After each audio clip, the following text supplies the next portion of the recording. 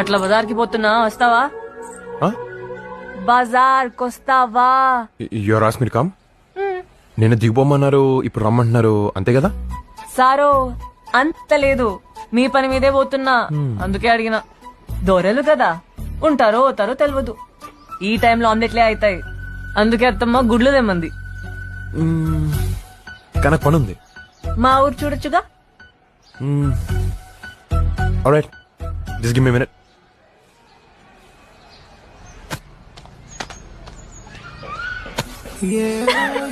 Whoa, what's wrong?